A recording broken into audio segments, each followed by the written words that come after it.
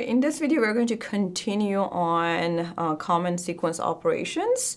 In the previous video, we talked about concatenation, we talked about slicing, and then in this one, we are going to talk about a bunch of other operations that are very, very important, very handy to use. The next one, which is the len function, that gives you a length of the sequence that you have. It's like probably one of the most used functions that you're going to ever use when it comes to sequences. Okay, it's very simple. So if you have a sequence, I'm going to copy this one, go to the shell, and you are going to see, so you have the sequence. And if you want to know how many items you have in that sequence, instead of counting, you can simply say, okay, what is the length of that sequence that I have? Let's say you have millions of items and you don't know exactly, you cannot go ahead and count them. So this function gives you that ease of just knowing how many items you have in a sequence. And it works in all of the sequences. So if you have a list, tuple, if you have a string, it's going to work the same. So I'm going to take another one here and put it for ourselves, and then you can simply say what is the length of that sequence, which is sequence 3, and it's going to give you the length of that. Right now, since we have the same items in all of our sequences, it's going to be the same size. Okay, so that is one very, very, very important function that you need to know and use. There are some other functions that I'm going to just list them here. Actually, I'm going to go to the next line. And function mean, function max, function sum. These are all functions that allow you to do some other stuff, some cool stuff with your sequences. So let's say I have the sequence and I want to know the mean value in the sequence. So I'm saying, what is the mean value in sequence 3? It's going to go through it. It's going to check all of those values, finds the smallest value, and it passes that value to it. And if you want to know the maximum value, same concept. So you just pass the sequence that you have to this max function, and it's going to give you the result of that. So it finds the maximum value. If you want to sum all of these values to each other, you simply call that sum function, and it's going to add them all to each other and give you the value. Okay, so these are very, very handy, very useful functions to use when you have sequences. The other function that we are going to talk about is, actually I'm going to put the parentheses at the end because these are functions and these are very, very, very important functions. And also len. Okay, the next one that we are going to talk about is, it is a method, and whenever we talk about method, we use dot notation, and that is index. And the next one is count that we are going to talk about. Okay, so with index and count, as it comes with the name, index gives you the index number for whatever value that you pass to it, and count gives you the count of that value. Okay, let's come back here, and since it is a method, I'm going to say sequence 3 dot index, and I want to know the index number for value 7.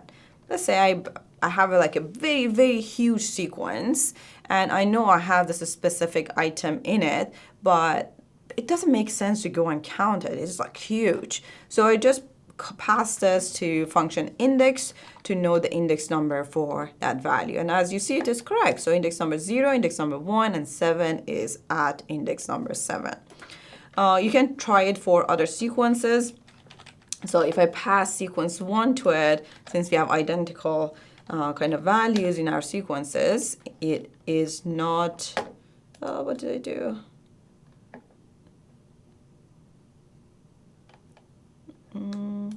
Okay, let's try this one.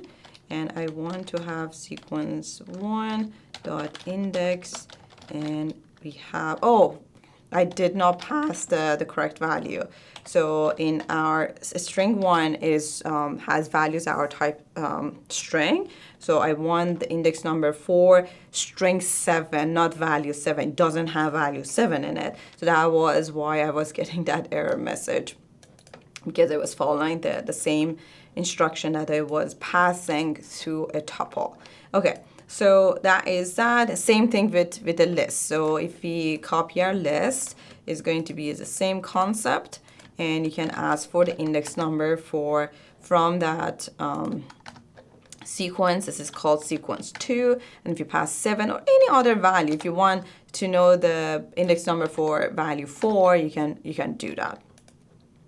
And then the count is going to give you the number of items you have in a sequence. So if I have sequence 2.count, count value 4. So how many 4s do I have in the sequence is going to give me the value.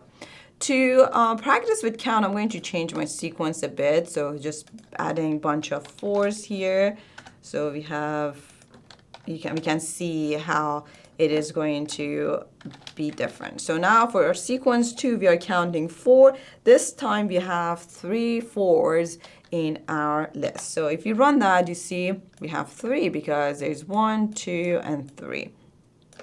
If we redo the sequence to index, which one of these 4, or maybe all of them, which one do you think it gives you? Like, what index number does it give you? Does it give you index number 1, 3, or that is 1, 2, 3, 4, 5, 6, 7, 8, 9. So which one do you think is going to give you? Think about it for a second. So the way Python works is it's going to go through this list, and as soon as it finds something, it's going to stop. It's like, oh, I found it and I'm done. So it's going to give you the first one. So the first one it finds, that's it. It's going to stop right there. So with index number, just be careful. If you're looking for multiple items, you need to think about how you can go about and finding the other ones in that sequence. All right, so the other function that we can practice with is sorted. So if you want to sort something, and let's say I want to sort the sequence 2, is going to go through and sort it for you. And for other stuff, let's say you want to sort sequence 2 is type, sequence 3 is type tuple.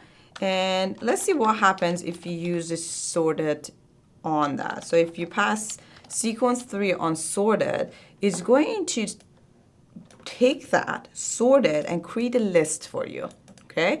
So it changed a type. It didn't change the type of your sequence, but the value it creates, the item it creates is a list of the sorted items in that tuple.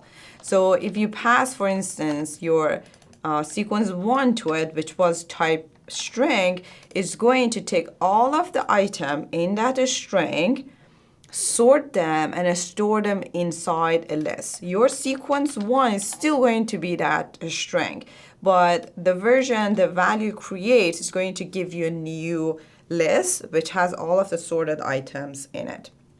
Okay, so all of these, let me add the sorted as well, sorted here. Actually, this is a function. I'm going to put it here, up here.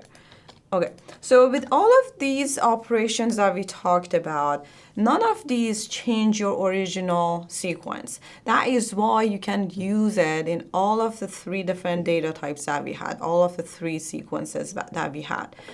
With anything that changes your sequence, you can only apply it to a list. Functions such as, or methods such as insert, such as append, such as delete, or remove. These are the ones that you can only use on a list because it changes your existing sequence. But the other operation, the other function and methods that we discussed in this video and the previous one, those are not changing your original sequence. Thus, you can use it for different sequences or different values that you have. And in most cases, they're providing a value to you, and it is up to you how you want to use that value. Like, for instance, mean function, it gives you the minimum value What you want to do with that value is up to you. It just returns that value to you. Sorted, it creates a list, a new list that has all of the sorted items in it. What you want to do with that list is up to you, but it's not changing the original list. So these operations, these functions and methods are not making any changes to your original value, to your original sequence. With a slice, we do this colon, and then with length, we have the len function, okay?